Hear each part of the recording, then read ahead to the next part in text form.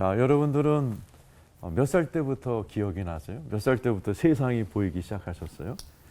뭐 5살? 그죠? 5살? 저는 한 4살. 여러분 가운데 혹시 뭐 딱 태어나자마자 아이고 어머니 수고하셔. 뭐, 의사 선생님 고생 많으셨습니다. 이런 분 없잖아요, 그죠? 예. 분명히 그 자리에 이제 아버지 어머니가 늘 계셨고 내 기저귀 갈아주시고 울고 떼쓰는 거 다 보고 계셨지만은 5살이라고 그러셨죠. 저도 한 4살 때부터 부모님이 보이기 시작하고 이제 철들면서 아유 이제 엄마 아빠의 그런 시선을 의식하면서 살게 됐습니다. 예, 영안도 영적으로도 마찬가지인 것 같아요. 하나님께서도 우리를 계속 지켜보고 계셨겠죠. 우리가 의식하든 말든. 그런데 우리가 하나님을 알게 되고 성장해 나가면서 보이지 않던 의식하지 않던 하나님을 의식하게 되고 또 오늘같이 코람데오라는 그런 생각을 하면서 드디어 살기 시작하게 되겠죠. 이 코람데오의 삶을 살았던 좋은 예가 성경에 많은데 다윗 이야기를 좀 하고 싶습니다. 오늘 제가 나누고 싶은 말은 다윗의 코람데오 신앙을 보여주는 귀절인데요. 시편 16장 8절 이렇게 써 있습니다. 내가 여호와를 항상 내 앞에 모심이요. 그가 나의 오른쪽에 계심으로 내가 흔들리지 아니하리로다. 하나님 항상 앞에 모시는 코람데오의 삶을 내가 살겠다 그랬는데 이미 하나님은 오른쪽에 와 계시다는 거죠. 그러니까 다윗은 이런 하나님을 의식하면서 코람데오의 삶을 살기 시작합니다. 그걸 유지하기 위해서 하루에 7번씩 내가 주님을 찬양하나이다. 유은성 전사님 하루에 몇 번 찬양하세요? 7번 하기 쉽지 않죠. 네? 네, 그럼요. 근데 다윗은 직업이 군인이고 정치인인데도 불구하고 코람데오의 삶을 살기 위해서 힘들면 이동용 텐트인 다윗 장막에 들어가서 하나님을 또 의식하고 살아가면서 그러니까 코람데오의 삶을 살다 보니 막 못 살죠. 요 앞에 철천지 원수 사울이 이게 죽일 기회가 있는데도 하나님은 이 기름 부은 자를 건드리는 걸 좋아하지 않는다 해서 손을 안 대는 코람데오의 삶을 살게 됩니다. 뭐 다윗이 처음부터 그런 건 아니고 이 다윗이 9절에 보면 자기가 이 코람데오의 삶을 살았더니 이렇게 고백합니다. 이러므로 내가 코람데오의 삶을 살았으므로 나의 마음이 기쁘고 그러니까 영어성엔 혼이 기쁘다라고 되어 있고 영도 즐거워하며 육체도 안전히 살리라. 영혼육이 하나님이란 분의 존전 앞에 사니 하나님에게서는 생명과 위로와 사랑이 흘러나오니 그 앞에서 늘 살던 다윗이 코람데오가 뭐 CCTV처럼 감시하는 게 아니고 오히려 나를 막 응원하는 시선이고 나를 도와주는 시선이다. 이걸 깨달으니까 영혼육이 위축되는 게 아니라 막 살아났다라고 고백을 하게 됩니다. 그러니까 다윗이 뭐 원래부터 그렇게 산 건 아니죠. 시편 16장 오늘 본문 말씀 위에 보면 하나님이여 나를 지켜주셔서 내가 주께 피하나이다. 다윗도 우리랑 똑같이 하나님 의식하지 않았고 살았는데 안 친했겠죠. 처음부터 친한 사람 어디 있겠어요. 그러나 너무 나쁜 사람들 만나다 보니까 또 목동으로서 뭐 사자, 곰 대하다 보니까 자꾸 하나님께 피했던 것 같아요. 그러니까 하나님과 친해진 것 같아요.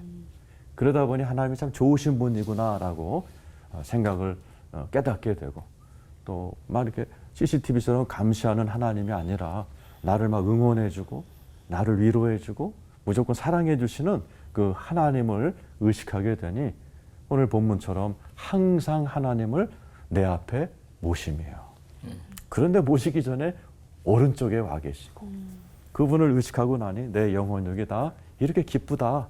이렇게 노래를 시편으로 만들 정도로 굉장히 코람데오의 유익을 누렸던 사람입니다. 우리 시청자 여러분이나 저도 이 다윗처럼요, 이 코람데오의 삶을 훈련할 필요가 있습니다. 우리는 다 죄인 출신이라 이 훈련이 안 하면 우리가 하나님 의식을 안 하게 되고 자동적으로 까먹게 되는 삶이 되죠. 그래서 사도 바울도 에베소 1장 18절에 하나님 내 마음의 눈을 열어서 하나님을 보게 하소서 이렇게 기도할 걸 권면했고 코람데오 오늘 굉장히 중요한 주제고 다윗이 코람데오의 삶을 살았더니 영혼육이 너무나 기쁘고 또 코람데오에 살았던 다윗이 이스라엘 역사상 가장 큰 영토를 만들었고 또 가장 사랑받는 그런 왕이 되었습니다. 우리 시청자 여러분, 오늘 말씀, 오늘 방송 잘 들으시면서 코람데오의 삶을 잘 배우셔서 다윗처럼 행복한 신앙생활 하시기를 축원합니다. 아멘. 기도하겠습니다. 하나님 아버지, 코람데오의 삶을 살았던 다윗이 내가 하나님의 그 코람데오 그 정신이 부담이 아니라 오히려 내 영 혼육이 이렇게 살아나고 행복한 비결이었다 고백하듯이 우리 시청자 여러분, 오늘 방송 통해서 코람데오 정신 배우셔서 행복한 신앙생활 하게 하여 주옵소서. 예수님의 이름으로 기도드리옵나이다. 아멘. 실생활, 즉 직장과 가정 그리고 일상에서 코람데오의 정신으로 살 때는 어떤 유익이 있는지, 그리고 반대로 코람데오의 그 정신을 잊고 사는 사람에게 성경은 어떤 경고를 하고 있나요? 네. 직장 실생활에서 네.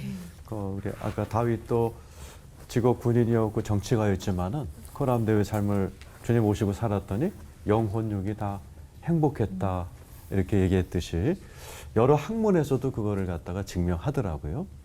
심리학에서는 창의성의 원이라는 개념이 있다고 해요. 이게 도널드 위니코트라는 분이 만든 건데, 아이들 실험할 때 엄마의 시선의 반경 안에 있는 애들은, 그러니까 엄마가 날 지켜보고 있다 느끼는 애들은 엄마의 시선이 없는 아이들에 비해서 훨씬 창의적이고 아주 뛰어난 그런 뭔가를 만들어낸다. 그래서 그 반경을 창의성의 원이라고 그런다 합니다. 또 이 경제학에서는 호돈 효과라는 게 있는데, 그냥 직원들이 혼자서 아무 제재 없이 그냥 막 할 때와 누군가 감독관이 이렇게 지켜보고 있다고 할 때, 감독관들이 지켜볼 때 훨씬 많은 효율성을 가진다라고 그러죠. 그 두 번째, 그 반대 얘기라고 했죠. 근데 성경 보면은 이제 직장 생활에 대한 규절들이 많이 나오죠. 에베소서 6장에 보면 5절에 7절에 보면 종들아 눈가림만 하지 말고 상전에게 고객들 죽게 하듯 하라.